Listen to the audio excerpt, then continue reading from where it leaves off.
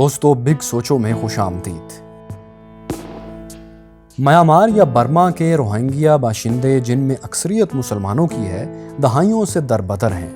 ان سے جینے کا حق تک چھین لیا گیا ہے۔ وہ اپنی زندگی مہاجرین کیمپوں میں گزارنے پر مجبور ہیں۔ انہیں اپنے ہی ملک میں رہتے ہوئے وہ بنیادی حقوق حاصل نہیں جو کسی بھی ملک کے باسیوں کو حاصل ہوتے ہیں۔ آخر یہ مسئلہ ہے کیا؟ اس کا تاریخی پس منظر کیا ہے؟ روہنگیا کون لوگ ہیں؟ یہ ایشو کب اور کیسے شروع ہوا؟ آخر کیوں میانمار کی حکومت ان کو اپنا شہری تسلیم نہیں کر رہی؟ بین الاقوامی انسانی حقوق کے اداروں کا اس مسئلے میں کیا کردار ہے؟ یہ سب آپ اس ویڈیو میں جانیں گے۔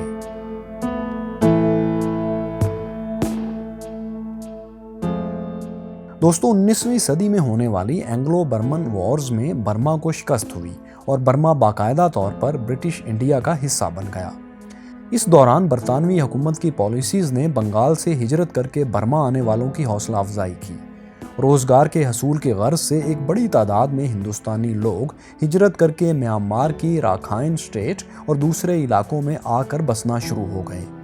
20ویں صدی میں بھی یہ سلسلہ جاری رہا اور ہندوستان سے آنے والے زیادہ تر لوگ راکھائن میں ہی سکونت اختیار کرتے، لیکن ان کی کچھ تعداد راکھائن سے آگے ینگون اور دوسرے علاقوں میں جا کر آباد ہوئی۔ چند ہی دہائیوں میں ان علاقوں میں اور بالخصوص راکھائن میں ہندوستان سے آنے والے ان باشندوں کی اکثریت ہو گئی۔ 1931 میں ہونے والی مردم شماری کے مطابق برما میں تقریباً 6 لاکھ مسلمان آباد تھے، جن کی ایک بڑی تعداد راکھائن کے علاقے میں رہتی تھی۔ یہ مسلمان برما کی اس وقت کی کل آبادی کا 4% تھے۔ دوستو ایسا بھی نہیں تھا کہ یہ لوگ پہلی بار اتنی زیادہ تعداد میں برما میں آ رہے تھے۔ اگر تاریخی طور پر دیکھا جائے تو 1785 میں جب تیسرے برمن امپائر نے راکھائن فتح کیا تو تقریباً 35,000 لوگ ہجرت کر کے ہندوستان کے صوبہ بنگال کے علاقے چٹاگانگ چلے گئے۔ بنگال اس وقت ایسٹ انڈیا کمپنی کے کنٹرول میں تھا۔ ظاہر ہے 19ویں صدی میں واپس راکھائن آنے والوں میں یقیناً وہ لوگ بھی شامل تھے جو ہجرت کر کے بنگال چلے گئے تھے۔ مورخین کے مطابق راکھائن میں مسلمان 15ویں صدی سے موجود ہیں۔ بعض مورخین کے مطابق تو 9ویں صدی میں بھی یہاں مسلمانوں کی موجودگی کے شواہد ملتے ہیں۔ 20ویں صدی کے اوائل میں ہونے والی کشمکش کے بعد دوسری جنگ عظیم کے دوران جب برطانیہ اور جاپان برما میں آمنے سامنے آئے تو روہنگیا کمیونٹی نے فاتح برطانیہ کا ساتھ دیا، جبکہ راکھائن اسٹیٹ کی بدھسٹ کمیونٹی نے جاپان کا ساتھ دیا۔ اس جنگ نے راکھائن کے باشندوں کے درمیان پہلے سے موجود تقسیم کو مزید واضح کر دیا۔ اس جنگ کے دوران روہنگیا کمیونٹی کا بہت بڑا جانی نقصان ہوا اور وہ بڑی تعداد میں ہندوستان کے دوسرے علاقوں میں ہجرت کر گئے۔ روہنگیا کمیونٹی چاہتی تھی کہ برطانیہ کی برصغیر سے واپسی کے بعد شمالی راکھائن کو بنگال کے مسلم اکثریتی علاقے چٹاگانگ، جو راکھائن کے بالکل ساتھ تھا، اس میں شامل کر دیا جائے تاکہ وہ نئی مسلم اسٹیٹ کا حصہ بن جائیں۔ بعض روہنگیا لوگ الگ نئی ریاست کا مطالبہ بھی کر رہے تھے۔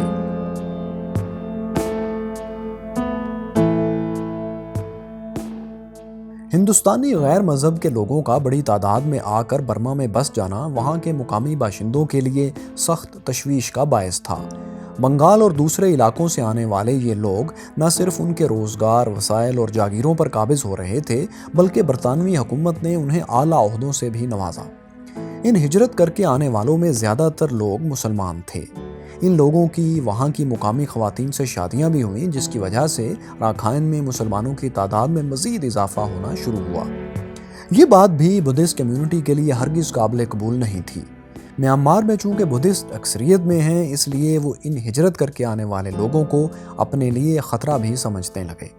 ایک اعتراض یہ بھی تھا کہ روہنگیا باشندوں کا برما میں آ کر بس جانا برما پر برطانیہ کے کنٹرول کو مضبوط بنانے کا باعث بھی بن رہا تھا۔ ان کے علیحدہ ریاست یا بنگال میں ضم ہونے والے مطالبے پر بھی برما کے مقامی باشندے سخت برہم تھے اور کسی بھی قیمت پر برما کی تقسیم نہیں چاہتے تھے۔ –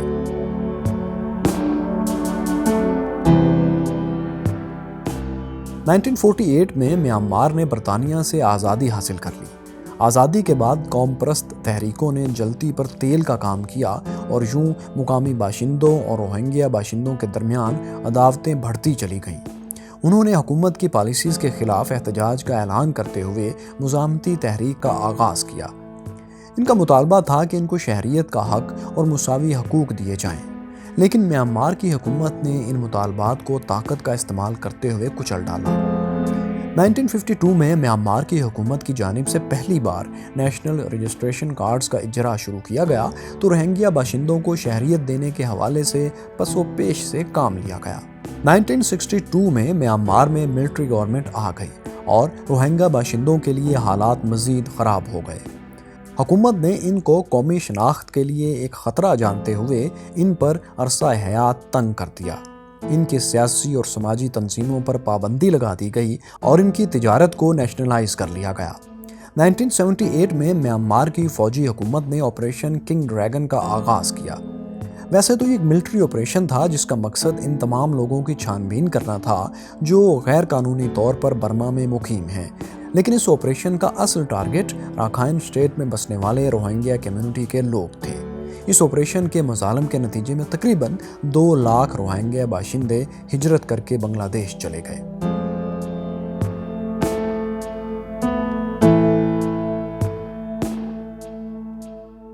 1982 میں میانمار کی فوجی حکومت نے شہریت کا ایک نیا قانون پاس کیا جس میں میانمار میں رہنے والے تمام افراد کو 135 نسلی گروہوں میں تقسیم کیا گیا۔ اس نئے قانون کے مطابق وہ تمام لوگ میانمار کی شہریت حاصل کرنے کے اہل تھے جو ان 135 تسلیم شدہ نسلی گروہوں سے تعلق رکھتے تھے، یا پھر وہ تمام لوگ جو اپنے آباء و اجداد کی میانمار میں موجودگی 1823 سے پہلے یعنی انگریز کے برما میں آنے سے پہلے کے دور سے ثابت کرتے ہیں۔ اس متنازع قانون میں واضح طور پر روہنگیا کمیونٹی کو ہی ٹارگٹ کیا گیا تھا۔ سب سے پہلے تو اتنی بڑی کمیونٹی کو میانمار کے کسی نسلی گروہ کے طور پر تسلیم ہی نہیں کیا گیا۔ میانمار کی حکومت کے مطابق وہ غیر قانونی بنگالی مہاجرین تھے اور اسی قانون کی دوسری شرط کے مطابق کسی بھی شخص کے لیے 160 سال پہلے اپنے آباء و اجداد کی میانمار میں موجودگی کا کوئی دستاویزی ثبوت فراہم کرنا تقریباً ناممکن تھا۔ 1982 میں پاس ہونے والے اس سٹیزن شپ لا کے مطابق روہنگیا باشندے میانمار میں رہتے ہوئے بھی میانمار کے شہری نہیں رہے تھے۔ میانمار کے پاسپورٹ کے لیے اہل نہ ہونے کی وجہ سے اپنے ملک کی زمین تو ان پر تنگ تھی ہی، لیکن اس کے ساتھ ساتھ بیرون ملک سفر کا حق بھی ان سے چھین لیا گیا تھا۔ ان کی شہریت کے حق سے محروم ہونے کی وجہ سے انہیں کسی قسم کا کوئی آئینی اور قانونی تحفظ حاصل نہیں رہا تھا۔ ان سے روزگار، صحت اور تعلیم کی سہولتیں اور دوسرے بنیادی حقوق بھی چھین لیے گئے تھے۔ 1991 اور 1992 میں حکومت کی طرف سے کیے گئے آپریشن نے ایک مرتبہ پھر لاکھوں روہنگیا باشندوں کو ہجرت کرنے پر مجبور کر دیا۔ UNHCR اور دوسری NGOز کی مدد سے بنگلہ دیش نے مہاجرین کو چٹاگانگ کے علاقوں میں عارضی طور پر پناہ تو ضرور دی، لیکن بنگلہ دیش کا موقف ان کے بارے میں ہمیشہ یہی رہا ہے کہ یہ لوگ میانمار کے باشندے ہیں اور ان کو اپنے وطن واپس چلے جانا چاہیے، یعنی بنگلہ دیش بھی ان کو اپنا شہری ماننے سے انکار کر رہا ہے۔ روہنگیا باشندے صرف بنگلہ دیش ہی نہیں بلکہ سمندری راستوں سے دوسرے قریبی ممالک تھائی لینڈ اور انڈونیشیا میں بھی پناہ حاصل کرتے رہتے ہیں، البتہ ان کی زیادہ تعداد بنگلہ دیش ہی جاتی ہے۔ یہ پناہ گزین حالات نارمل ہونے پر واپس میانمار بھی چلے جاتے ہیں۔ یہ سلسلہ حالیہ کچھ سالوں میں بھی جاری رہا ہے، بلکہ 2012 کے بعد سے راکھائن میں ہونے والے ان فسادات میں شدت آ جانے کی وجہ سے مہاجرین کی تعداد میں بھی اضافہ ہو گیا ہے۔ 2014 میں میانمار میں ہونے والی مردم شماری میں بھی روہنگیا باشندوں کو شامل نہیں کیا گیا۔ 5 دہائیوں پر محیط ملٹری گورنمنٹ کے خاتمے کے بعد جب 2015 میں الیکشنز ہوئے تو ان کو نہ ہی بطور امیدوار اور نہ ہی ووٹر کے طور پر الیکشنز میں حصہ لینے کی اجازت دی گئی۔ ان انتخابات میں آنگ سان سوچی نے کامیابی حاصل کی تھی۔ ویسے تو آنگ سان سوچی انسانی حقوق کی علمبردار اور نوبیل پیس پرائز ونر ہیں، لیکن ان سے جب بھی روہنگیا کرائسس کے بارے میں پوچھا گیا ہے تو انہوں نے اس بات کی تردید ہی کی ہے کہ روہنگیا کمیونٹی پر کسی قسم کا کوئی ملٹری آپریشن کیا گیا۔ آنگ سان سوچی کی ان کے لیے آواز نہ اٹھانے کی ایک وجہ واضح طور پر یہ بھی رہی ہے کہ وہ مقامی بدھسٹ کمیونٹی کی حمایت نہیں کھونا چاہتی۔ UNHCR یعنی انسانی حقوق کے ادارے کی ایک رپورٹ کے مطابق 2007 کے بعد تقریباً 7.5 لاکھ مزید روہنگیا مہاجرین بنگلہ دیش آئے ہیں۔ 2 ملین 20 لاکھ سے زائد آبادی پر مشتمل یہ لوگ دنیا میں واحد اتنی بڑی کمیونٹی ہیں جن کی نہ تو کوئی اپنی ریاست ہے اور نہ ہی انہیں کسی ملک کی شہریت کا حق حاصل ہے۔ وہ पौन सदी से तकरीबन 75 साल से मुसलसल दरबदर हैं। बैनुल अक़वामी इदारों ने उनके लिए कोई ख़ास किरदार अदा नहीं किया। हाँ, अलबत्ता इंटरनेशनल क्रिमिनल कोर्ट ने नवंबर 2019 से एक इंक्वायरी का हुक्म ज़रूर दे रखा है। मुख्तलिफ अदवार में ये लोग पाकिस्तान आकर भी पनाह हासिल करते रहे हैं। इस वक्त रोहिंग्या कम्युनिटी के तकरीबन 4 लाख लोग पाकिस्तान में आबाद हैं। इनमें ज़्यादातर बाकायदा तौर पर पाकिस्तान की शहरियत हासिल कर चुके हैं। दोस्तों, आपको क्या लगता है, आने वाले दिनों में इस मसले का कोई हल निकल पाएगा? क्या ये लोग म्यांमार की शहरियत हासिल करने में कामयाब हो जाएंगे या कोई और मुल्क इनको अपनी शहरियत देगा? क्या आलमी बरादरी इस मसले के हल के लिए कोई ठोस किरदार अदा करेगी? कमेंट्स में अपनी कीमती राय ज़रूर लिखिए। शुक्रिया।